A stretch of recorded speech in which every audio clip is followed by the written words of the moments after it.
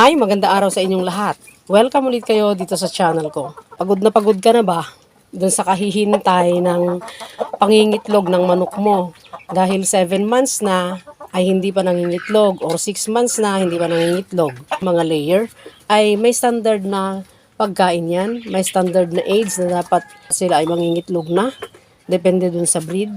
At may standard weight sila na hinahabol mo para sila ay pwede nang mangitlog. Kung 16 weeks old yung manok mo na binili mo, yung RTL, no, ready to lay pullet. Kung binili mo noon ng yung ganung age, ano ang ipinakain mo? Nasunod mo ba yung tamang pagkain para sa kanila sa 16 weeks old nila? Nasunod mo ba yung measurement ng pagkain, yung timbang ng per head per day nila? Hindi mo ba tinipid o kaya hindi ba inalter mo yung commercial feeds na dapat ay pure na ipapakain mo doon para sila ay mangitlog? Kasi kung gusto mong mangitlog ang mga manok mo na sila ay iitlog na kahit walang tandang, kailangan pakainin mo ng commercial feeds. Yung tamang pagkain para sa age nila at tamang measurement para dun sa age nila. Every week yan na nagbabago yung measurement ng pagkain nila. Ang pinakadelikado na parte ng pagpapaitlog, yung 16 weeks old, ire-ready mo. Tapos, tinipid mo. Hindi talaga mangingitlog sa tamang panahon kasi kulang. Kulang yung pagkain, kulang yung sustansya. Mali ang feeding management. Secondary na lang, yung makipot ang bahay, marumi ang bahay, although yan kasama lahat sa standards para ang manok ay mangitlog. So, kailangan ng malinis na bahay, maluwag, hindi sila crowded. Tapos, yung pagkain nila, hindi rin sila nawawalan ng tubig na malinis, clear. Maraming mga dapat gawin pagka nag-aalaga ka ng layer. Sensitive ang mga layer. Pag hindi mo nasunod yung isang parte ng management mo, masisira na yung pangingitlog nila. Halimbawa, 16 weeks old sila. Binili mo, sobra naman pala ang timbang ng RTL na binili mo. Sa halip na yung standard weight nila, mas mabigat pa. Kung overweight ang ready to lay pullet na binili mo, mahirap na mangitlog. Madidelay ang pangingitlog or hindi mangingitlog. Tapos, dadagdagan pa ng baka naman tinipid mo or inalter mo yung pagkain, dinagdagan mo ng mais, yung commercial feeds, may mais na yon, na-compute na yon, yung feed formulation, tama na yon. So, sundin mo na lang yung sukat ng pagkain nila per head per day sana. At saka yung tamang pagkain, yun ang ibibigay mo.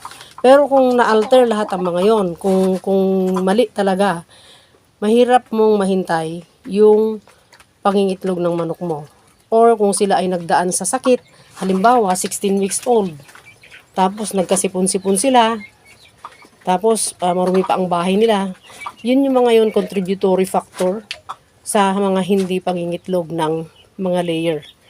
Pero kung pinakain mo sila ng tama, sinunod mo yung sukat or yung timbang per head per day, yung grams per head per day ng feeds nila, hindi mo inalter o hindi mo dinagdagan ng ibang material yung commercial feeds para lang ikaw ay makatipid. Dapat pure na feeds ang pinakain mo. Yun, mangingitlog sila. Pag nasunod yung pagkain nila, nasunod mo yung measurement, hindi malayong mangingitlog sila sa dapat na panahon na mangitlog sila. Kasi ang pangingitlog ng layer nandun sa 17 to 18 to 20 weeks, depende dun sa breed.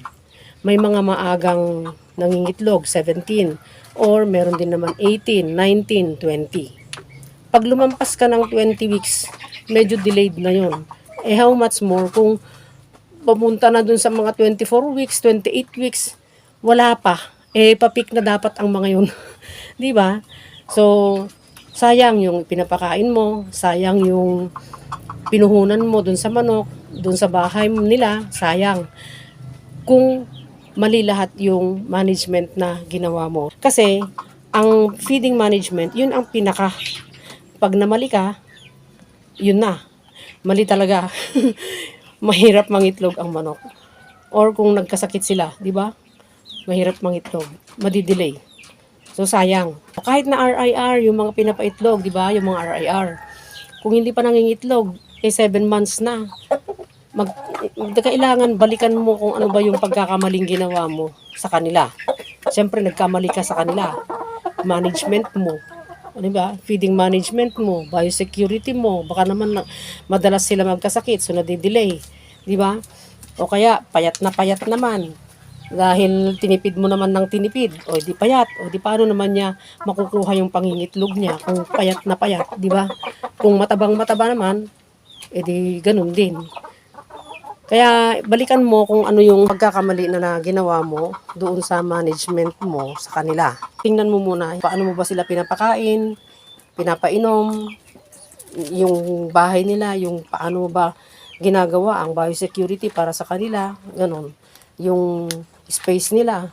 So, titingnan mo lahat ang mga yon para makita mo kung ano ba ang dahilan. Saka ka gumawa ng solusyon. Sana nagkaroon kayo ng idea sa video ito at huwag kalimutang mag-like, mag-subscribe at pakihit ang notification bell para sa susunod na mga videos ay ma-notify kayo. At salamat sa lahat ng mga sharer. Thank you sa mga hindi nag-skip ng ads, lahat mga bumabalik at hindi bumabalik na subscriber. Yung mga hindi pa nakaka-subscribe, sana mag-subscribe na. Sana pagpalain tayong lahat araw-araw at panatilihing masaya, masigla at malusog ang ating mga alagang manok.